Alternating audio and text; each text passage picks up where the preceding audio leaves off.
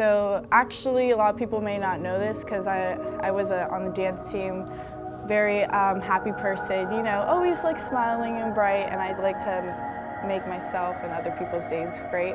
But my father has been incarcerated since I was at the age about 3 or 4.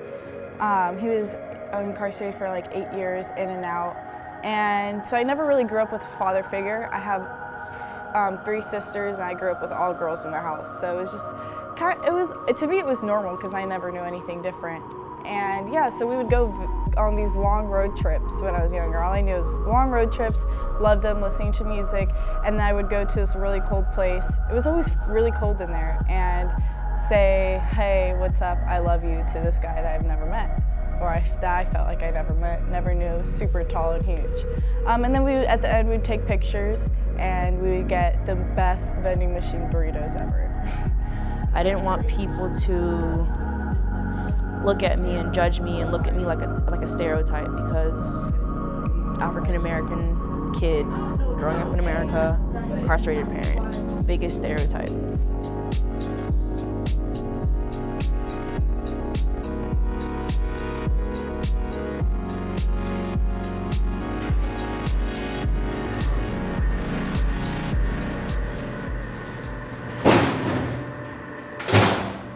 I've been incarcerated 10 years now. Almost 11, yeah. And it's been really hard for me to be away from my daughter, especially when I came into the newborn. She's 11 next month. I just felt it wasn't anyone's business, and that I had to be like an adult in a 4-year-old's body and, you know, act like, you know, mature about it. I didn't want to cry about it. I didn't want to be made fun of about it. I didn't want people to look at me like I'm crazy for it or think something negative about me. I've been incarcerated for 3 years on a life sentence, and it's been very difficult for me being separated from my children because I was a very intricate part of their lives, and it just hurts not being able to be there for events and being able to help them get through their journey in life and become better men.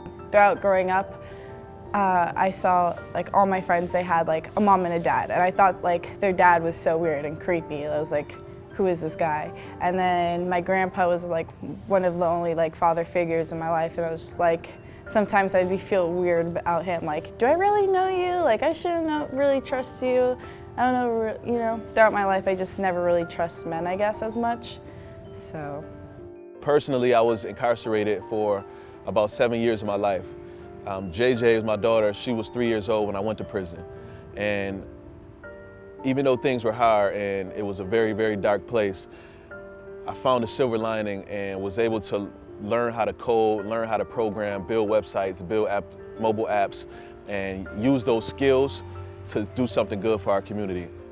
The #1 focus of the Department of Corrections is to do exactly that, rehabilitate the 129,000 offenders, for those that will be returning to prison and for those that will be going in front of a board to appeal and ask for one day to be released from our prison system.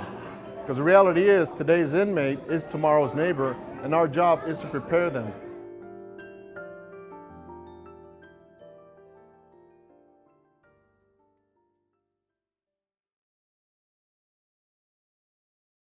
POPS is a nonprofit. POPS stands for Pain of the Prison System, and POPS the club stands for transforming that pain into strength and dignity and resilience, and we do that by creating and sustaining clubs in high schools for any student who has any relationship to incarceration.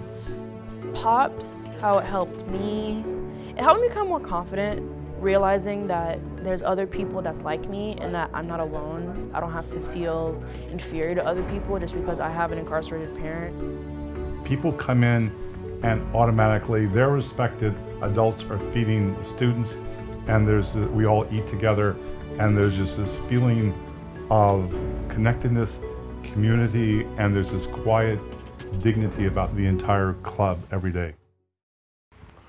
Photo Patch is a nonprofit organization, a 501c3 bent on ending the cycle of intergenerational incarceration. We started the organization back in 2015 with the hopes of bringing empowerment and upliftment to kids who have a mom or dad in prison. The mobile app was built by young JJ back at the end of 2017. By building this app, JJ made it even easier for kids to use our service to now send pictures, photos, and postcards to their mom or dad who's in prison. I created the Photo Patch app because I knew how it felt to have a parent incarcerated. So I just thought, why not make it easier? I mean, even though we already had the whole company and website, I was just saying, like, kids nowadays use more devices and they're on their phones and tablets and computers all the time. I mean, we might as well make an app for them. Place for Grace helped us because it helped us become more closer together. Yeah, it helped us. Place for Grace have helped us bond, have helped me being a father, being able to understand my daughter better, be able to be there for her in ways that before I couldn't, because we have never been able to spend this much time together. It's not common, especially on a yard like this. So for Place for Grace to be able to do this, it's an amazing thing. It's going to motivate everybody on the yard. This yard is very, very active. There's things going on all the time. We have alarms on a daily basis, but since things like this are coming up and we're having these privileges presented to the yard, it makes other individuals want to participate. It makes them want to do good.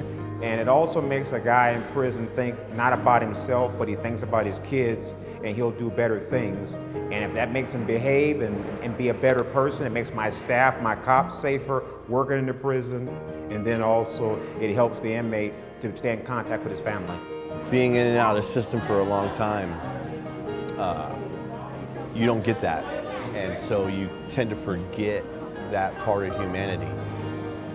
So it's nice to have that, to be able to interact with your, not only your child, but other children as well. And to build friendships with the fathers is also really good.